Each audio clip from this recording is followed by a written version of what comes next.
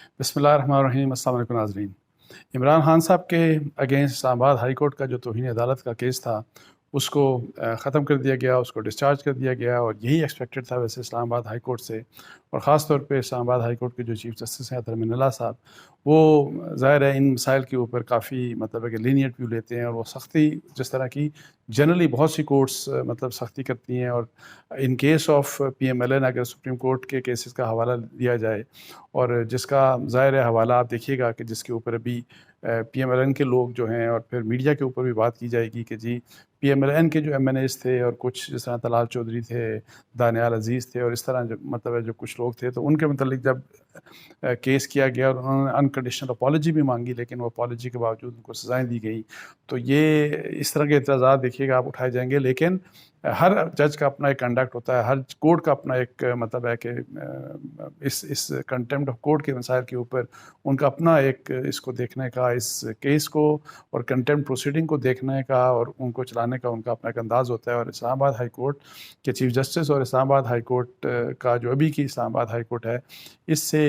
یہی ویسے زیادہ ایکسپیکٹڈ تھا، اور انہوں نے یہ فیصلہ کیا، اور انہوں نے کہا کہ عمران خان صاحب نے جو جواب دیا، انہوں نے ہم ان کی کہ انہوں نے ایک نیتی کے ساتھ جواب دیا، ہم ان کے جواب سے مطمئن ہیں، اور ہم یہ کیس ان کا جو ہے وہ جو نوٹس تھا، آپ کو پتہ ہے کہ اس کے اوپر سو نوٹس لیا گیا تھا کہ ہم اس کو واپس لے لیا گیا کیس، اور وہاں پہ ایک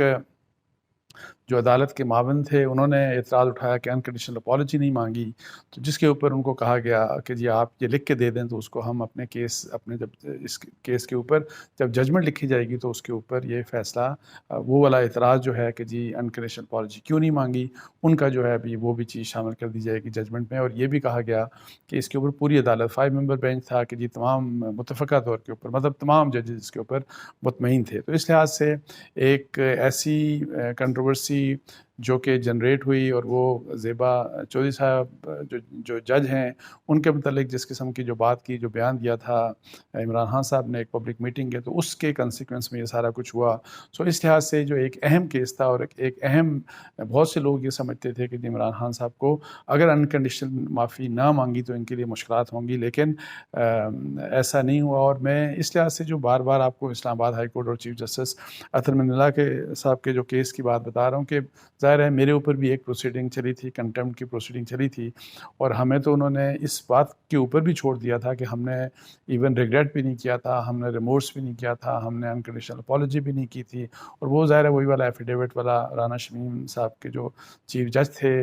گلگت بلتستان کے، ان کے ایفیڈیوٹ والا کیس تھا۔ تو اس لحاظ سے ظاہر ہے ہمارے بارے میں بھی انہوں نے بڑا لینیٹ ویو لیا میڈیا کی وجہ سے، اور چونکہ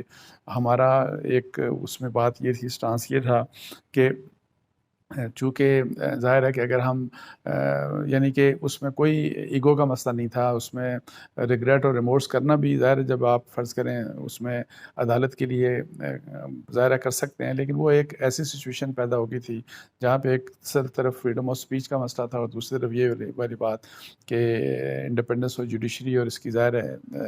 اس کے، تو اس لحاظ سے ایک ہمارے بارے میں انہوں نے لینیٹ ویو لیا، اور ظاہر ہے وہ ان کی مہربانی، اور اسی طرح ظاہر ہے ابھی عمران خان صاحب کی کیس انہوں نے ڈسپوز آف کر دیا۔ اسی لحاظ سے آخر میں ایک چھوٹی سی بات تھوڑا سا ڈفرینٹ موضوع میں کر کے تو بس ختم کرتا ہوں، وہ یہ ہے کہ ظاہر ہے سود کے مسئلے کے اوپر آپ کو پتہ ہے کہ فیڈرل شریعت کورٹ کا بھی فیصلہ جو آیا تھا کچھ چند ماہ پہلے، اس کے اوپر انفارچونیٹلی شہباز شریف صاحب کی حکومت کے دور میں شریف فیملی کے پہلے کہ ایک ممبر ہیں وہ وزیر اعظم ہیں، اور ان کی حکومت کے دوران جو فیڈرل شریعت کورٹ کا فیصلہ جو اسی سال جو آیا تھا مارچ اپریل میں آیا تھا، اور جو فیصلہ یہ تھا کہ اس ملک میں سے سود جو ہے، ربا جو ہے، اس کو ختم کیا جائے، اور 5 سال کا ٹائم دیا تھا، اس کو عمران خان صاحب کے دور میں وہ آیا، انہوں نے تو چیلنج نہیں کیا، لیکن انفارچونیٹلی شہباز شریف صاحب کی حکومت کے دوران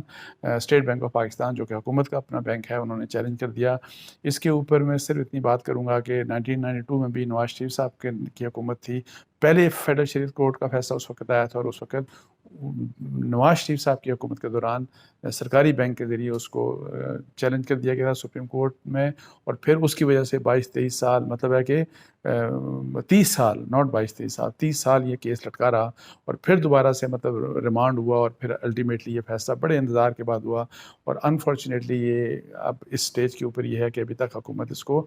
واپس نہیں لے رہی ہے۔ اور یہ میں آپ کو بتا دوں کہ نواز شریف صاحب سے بھی میرے اطلاعات یہ ہیں کہ ان کو بھی اپروچ کیا گیا کہ یہ بہت بڑے گناہ کا کام ہے، اور یہ بڑی بدقسمتی ہے شریف فیملی کی کہ دیکھیں اس طرح کی چیز آپ ہی کے ذمہ آ رہی ہے کہ پہلے آپ نے اس وقت بھی چیلنج کیا، پھر چیلنج کر دیا آپ نے، اور سود کے بارے میں جو اسلامی احکامات ہیں وہ کتنے مطلب ہے کہ وہ کس قسم کے ہیں سب کو پتہ ہے، لیکن انفارچونیٹلی انہوں نے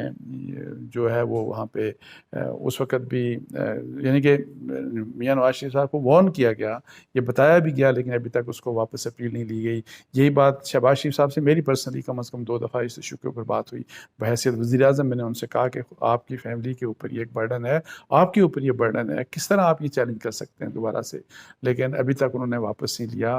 اسی لحاظ سے میں آپ کو بتاؤں کہ مفتاح اسماعیل صاحب جب وہ فائنانس منسٹر تھے، میری بہت دفعہ ان سے بات ہوئی، میں نے اور انہوں نے وعدہ بھی کیا، انہوں نے کچھ میٹنگز بھی کی، جیسے تقی عثمانی صاحب اور ڈفرینٹ علماء سے بھی میٹنگز کی، انہوں نے ان کی میٹنگ فائنانس منسٹری اور اسٹیٹ بینک اور ڈفرینٹ بینکس کے ہیڈ سے بھی کروائیں، اور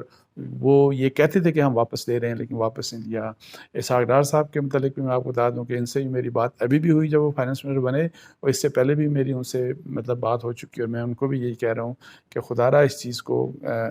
واپس لیں، اس اپیل کو واپس لیں، اور 5 سال کا ٹائم جو ہے اس میں آپ تاکہ 5 سال میں آپ کو ایک جو ٹائم لائن ہے اس میں آپ اس